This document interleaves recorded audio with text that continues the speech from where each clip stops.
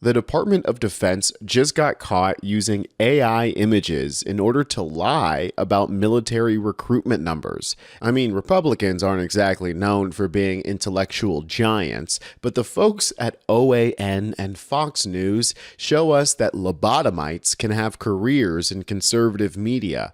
Be sure to subscribe to Really American, and let's jump right into it. Women in particular, these numbers are fantastic. Under the previous administration, we had about 16,000 female recruits last year. Now we've got upwards of 24,000. This is a nearly 7,000 person increase in female recruits alone.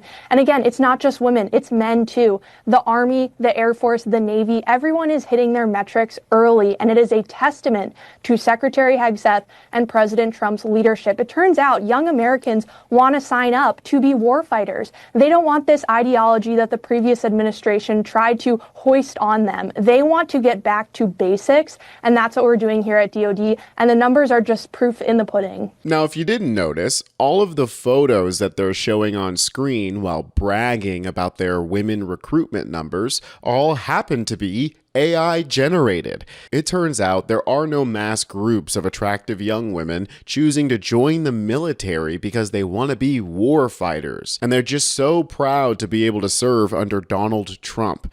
Now, I'm not sure if the DoD spokesperson who was on OAN or even the rapid response team knew that those were AI generated. Clearly, it was Matt Gaetz' team who put that together. But honestly, who cares? Because it's clear that these conservative networks are as dumb as bricks.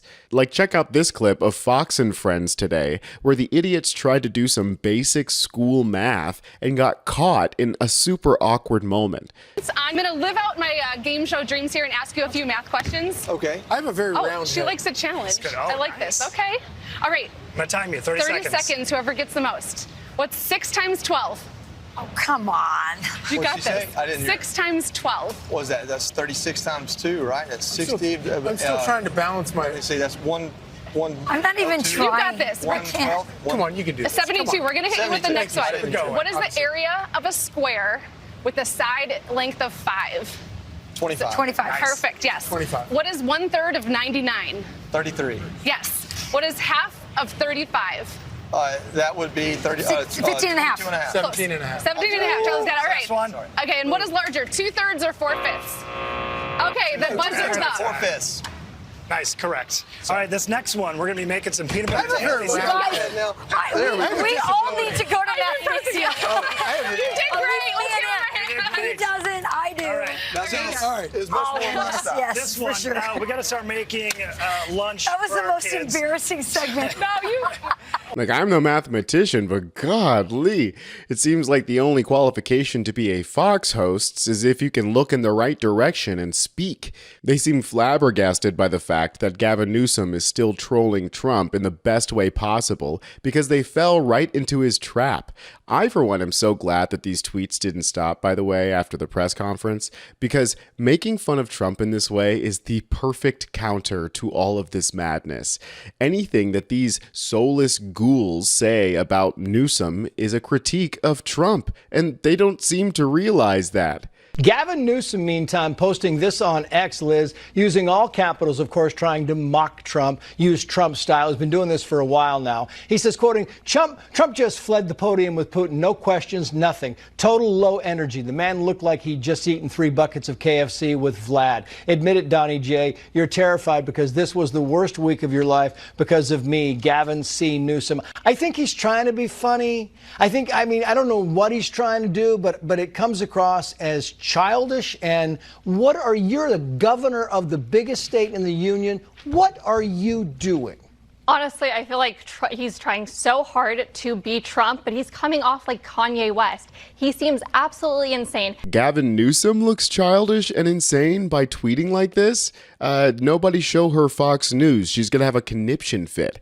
Here's what Newsom's office said in response. Bird Brain Trey Gallagher, a so-called Fox News host that nobody's ever heard of, says my posts are childish and unbecoming of a leader. Can you believe it? Many are saying Fox, edit the tapes news, should cancel his pathetic little bedtime story show immediately.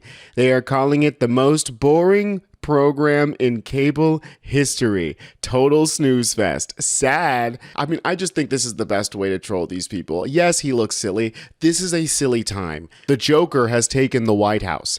But jokes aside, I wanted to do a little fact check on what Matt Gaetz was saying over on OAN about the military recruitment numbers. This is according to military.com. The Army did hit their annual recruitment numbers ahead of schedule. But there's a catch. The Army announced Tuesday that it had already reached its annual goal of recruiting 61,000 active duty soldiers, fueled by efforts to reach out to young Americans who have historically been unqualified to serve and, likely, a weakening economy. So while they're out here kicking out military members who are transgender or black or women because they're DEI, they're also, at the same time, desperately trying to fill their ranks with unqualified poor people who are forced into service because of their dwindling material conditions. This is a pattern that started before Trump. This is a quote from an NPR interview with WUNC's Jay Price. He says, "What we do know is that the numbers are up, and despite what the president says, that increase began well before the election. By the end of fiscal year 2024, on September 30th, the services all met their recruitment missions, and in most recent numbers released in February, the services have all been meeting or even exceeding their mission." So clearly, this trend upward has nothing to do with Trump. But one of the things that does have to do with Trump is the firing of all of those DEI military members. One of the people who was fired by Trump was Linda Lee Fagan, a Coast Guard commandant. She was unceremoniously fired with only 3 days to vacate her government-owned home on a military base. The same home where Ice Barbie Christie the dog killer gnome now finds herself staying completely rent-free. This happened because of what she says are fears to her safety and death threats, when really it's the canine units in the base that she's staying in now who need to be concerned. A Department of Homeland Security spokeswoman, Tricia McLaughlin, who was also the woman who lied about Mayor Baraka pushing and shoving people at that ICE detention camp.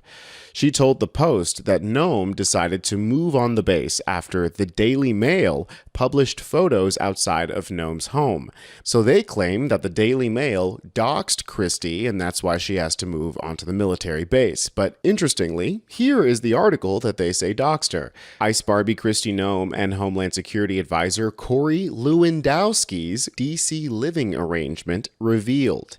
It turns out that Corey Lewandowski was caught leaving Christie's house multiple times over the last few weeks, implying that her home location was already widely known. Here's a picture of Corey leaving Christie's house with a duffel bag, wearing apparently a different change of clothes than what he went in with. You should also know that Corey's apartment in DC is also in the Navy Yard. It's literally actually across the street, so there's not really any logical reason why he couldn't stay in his own house. Mom of 3, Nome, 53, invited her kids and grandchildren to DC over the Easter weekend, when she made international headlines for having a purse snatched. Only days later, the Daily Mail spotted Lewandowski walking back and forth between their two residences, set among artisan coffee shops, bars, and chic waterfront restaurants. On one occasion, the veteran lobbyist emerged from Nome's apartment complex in his trademark suit, necktie, U.S. flag pin,